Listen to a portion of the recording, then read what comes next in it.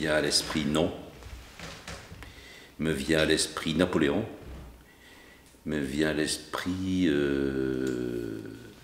nul, et puis j'arrête là, et toi?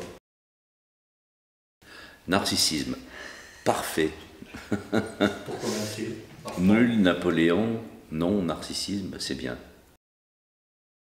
J'ai dit non à tout ce qu'on me proposait. Et en général, je dis non à tout ce qu'on me propose, sauf quand je dis oui. Mais ça a vraiment été très rare.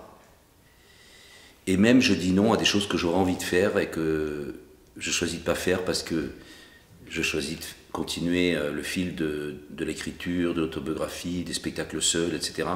Alors qu'il m'arrive très souvent d'avoir envie de, je sais pas moi, de monter Roméo et Juliette, de monter Don Juan, de monter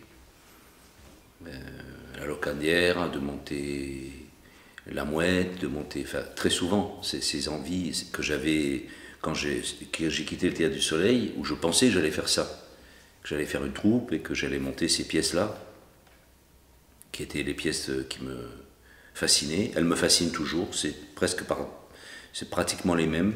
Ils souffrent, les grands acteurs, ils souffrent. Galabru, il souffre. Ils souffrent tout le temps de leur manque de reconnaissance, ils souffrent parce qu'on ne leur donne pas l'argent qu'on devrait leur donner, ils souffrent parce que tel film on ne leur a pas proposé, et ce n'est pas des souffrances, voilà, moi je dis non à tout ça.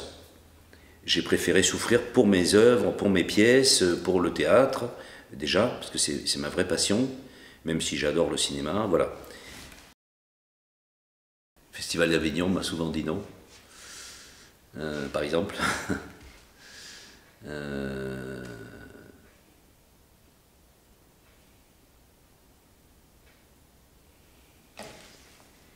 Il y a beaucoup de filles qui me disent non. Non. Non merci, non. Mais j'ai dit non. Ça dépend. Oui, bien sûr qu'on me dit non. Véronique me dit non des fois, contrairement à la légende qui fait d'elle une sainte qui accepte tout, des fois elle me dit non, on s'en cagne. Oui, puis moi j'accepte tout à fait qu'on me dise non, c'est pas du tout, j'ai pas du tout comment dire, une conception de l'autorité absolue, machin, non. Mais je veux dire par là que dire non, ça a été très important dans mon travail. C'est en me retranchant du monde que j'ai fait ce roman d'un acteur. Après, peut-être qu'un jour, à un moment de mourir, je vais regretter, je vais me dire j'ai fait une connerie, j'aurais pas dû. Mais en tout cas, c'est évidemment en disant non à tout. Y compris, je vous dis, à des choses, quand on me dit mais alors, les films et tout, les films, par exemple, j'ai dit non à la plupart des films qu'on m'a proposés. Je veux pas dire qu'on m'en a proposé beaucoup, mais chaque fois que j'ai fait un film, c'est comme ça que ça se passe. On m'en a proposé d'autres. Quand ça s'est su à Paris que j'allais faire La Gloire de mon père, hop, tout de suite il y a des propositions. Quand je t'ai su que j'allais faire Truand, hop, il y a des propositions. Elles arrivent d'ailleurs en général avant. C'est peut-être pas très bon signe, mais bon, elles arrivent plutôt avant. Et ça, je dis non. Je dis non parce que je vois d'emblée le problème que je vais me mettre devant un problème qui va me prendre la tête, c'est-à-dire d'un seul coup c'est une autre vie, c'est autre chose, c'est une vie de comédien avec par exemple c'est très dur une carrière de cinéma, c'est très dur contrairement à ce que j'en crois, c'est très difficile, c'est une bataille, c'est la guerre à mener, peut-être que du coup je rentre Napoléon dedans.